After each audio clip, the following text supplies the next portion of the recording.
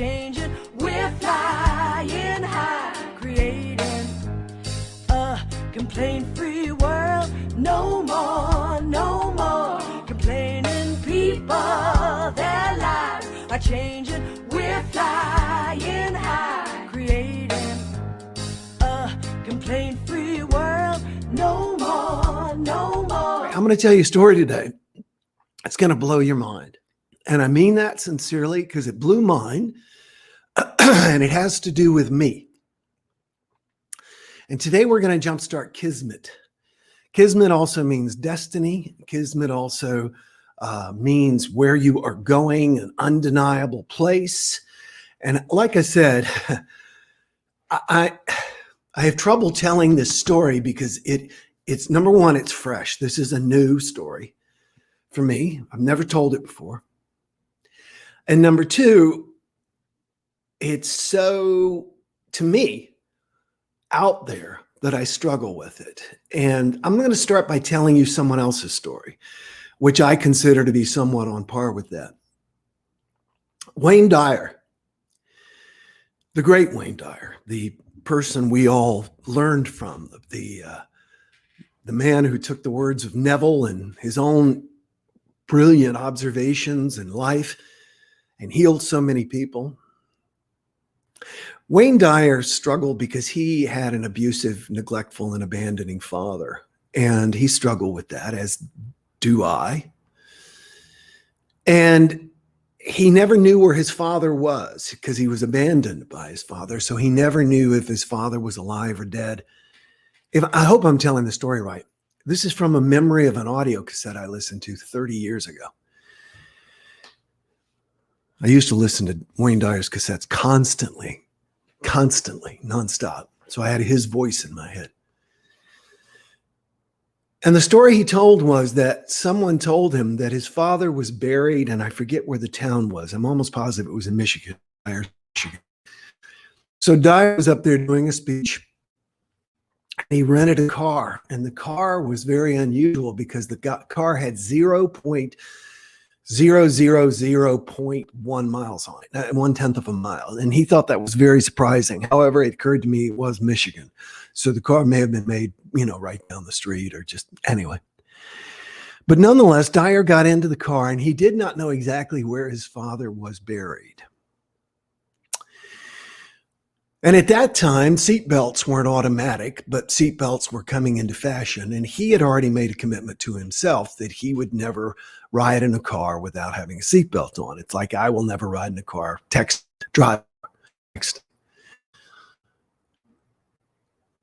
He got in the car and the car had seatbelts. The problem was the seatbelts were way down inside the seat.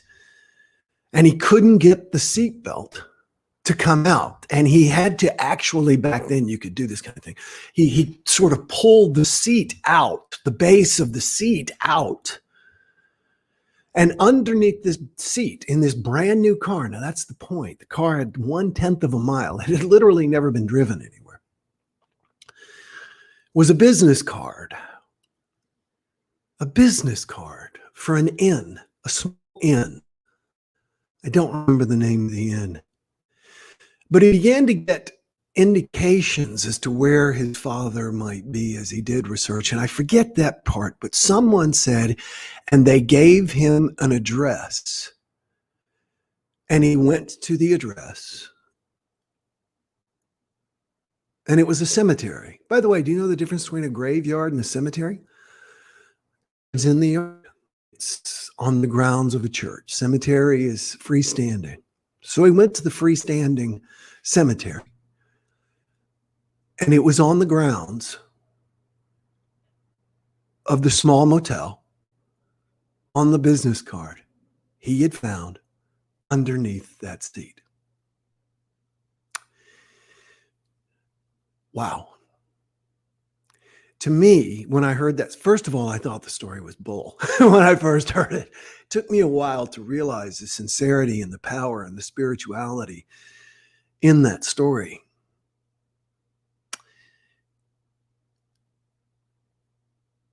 And I find it interesting that it happened when he was searching to find his father, because he found his father's graveside Didn't find his father, found his father's gravestone. And he spent hours there crying and apologizing and forgiving and everything. And it was a very healing and cathartic thing. Many of you know that I've been reading, I did a series on abusive relationships, and my father was abusive to me. And that's been something I've been working through seriously over the last couple of weeks, working on my whole life, but really doing forgiveness exercises. You can go back and listen to previous Jumpstarts if you want more details. You wouldn't have to go far. But the interesting thing was, as I was going through all these several days of writing out the experiences that I remember with my dad and working up to forgiving him after I first felt the emotions. And I got to the point where I forgave him, and I felt a tremendous amount of relief. I apologize. I know I'm not looking at the camera. This is just a lot going for me. So I went through the experience of forgiveness, and then I'm on the phone with my best friend, Bill. Bill and I have been friends since I failed 10th grade. I failed 10th grade. I all of a sudden went from looking down on freshmen to being in their class the next year. And the first person who spoke to me is still the person I talk to pretty much every single day, and that's Bill. Now, Bill and I have gone through periods of being in contact, out of contact, but mostly in contact for the last several years. And Bill and his wife own a thrift store in Columbia, South Carolina. I'll give it a pitch, Palmetto Thrift. It's a thrift store. So people come in and bring in their stuff. They have a team of people who go through the stuff. And then the stuff is divided out as to what can be sold and what can't be. And some of it is then donated further down the line. Now, Bill's job, and he loves it, and I think that's what I would love, is to check out the electronics, make sure the video games work, make sure the popcorn poppers work, make sure the irons work. Bill just hangs out and does that. And he also goes and picks up furniture. Bill's my age, okay?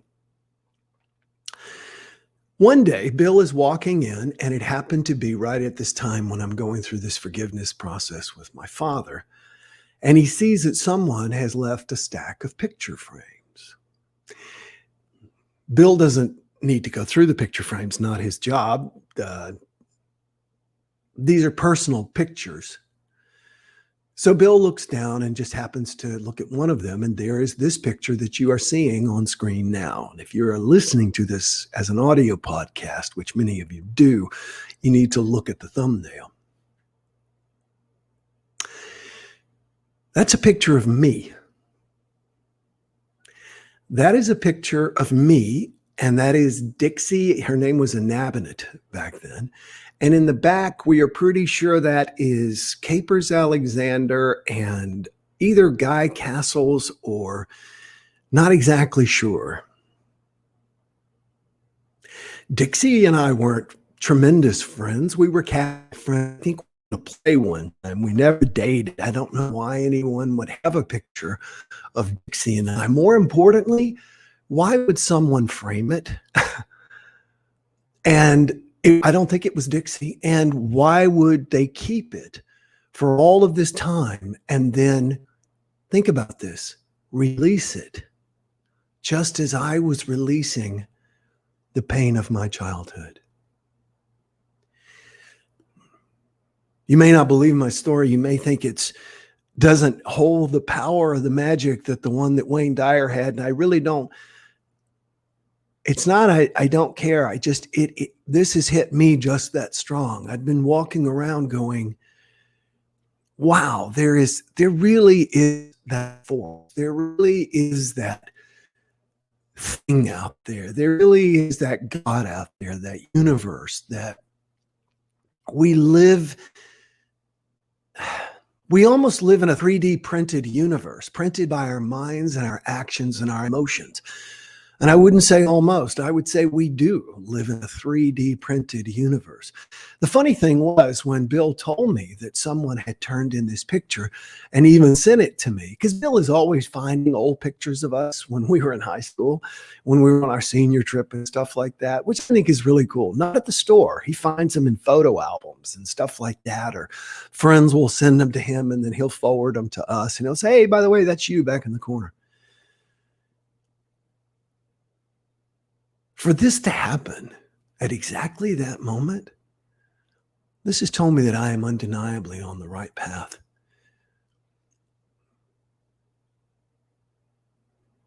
I think about Jonah and the whale, and I said it specifically just like that, wrong just now, because many of you know it. It wasn't Jonah and a whale, it was Jonah and a fish.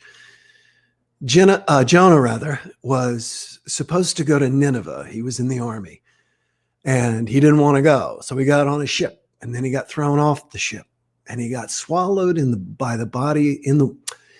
he got swallowed by a giant fish and he lived inside the fish who spat him out. Guess where? Nineveh. There's Kismet happening in your life. And I want to invite you to look for it. I want you to look for these weird, magic, strange moments. Now, maybe I'll find out that Dixie, for some reason, had this picture framed and knew that Bill and his wife owned this particular thrift store. But for right now, none of that is ringing true. Right now, this just seems like such a random experience. And it just seems like such a blessing and an affirmation. So I want to invite you to look for those Kismet moments. I want to invite you to look for those unexpected blessings. I want you to look for those affirmations that you too are on the right track. And since I said right track, it's time for us to click share and just type share if you have not. Who's going to be the first one to click share? Oh, wow. Willow shared already, 8:11. Love Wayne Dyer and his teachings. That's great. Wayne is great. He absolutely is. Yeah, if you're looking for somebody to just listen to and watch on YouTube who's just going to change your life, Wayne Dyer. Wayne Dyer. I tell you, I'm just feeling very emotional. I'm grateful for this day and feeling of joy, says my good friend Jerome. Willow says, there is guidance out there, basis of my God trips. Yes. You got validation. I know this, says Willow. Thank you. Can it be absolutely the truth? Cool picture. Thank you. You can feel abandoned with your father living in your own house. Abandonment, says Michelle, can come in many forms. They build a wall around them and push everyone away. But look closely. They are hurting and can't face their own life. Compassion and understanding. Yeah, I'm reading books now on narcissistic personality disorder to understand my father. And I do remember that one of the things my father told me was that his father was so mean and abusive. The reason that he never hung out with us, played with us, anything like that was he was afraid of what he might do to us. Wow, live with that. And that'll open your heart. I'm not saying he was a bad person. I'm saying he was a person in pain. Willow, you're right. We need to open our hearts and our eyes. Ashley has shared. So has Meemaw. Thank you so much. Ed shared. Jerome, you didn't answer me, so private message me if you would, if you're singing anywhere on Easter, because I'm going to be there. Everybody, thank you so much. Just remember that there is an ineffable, invisible force for good.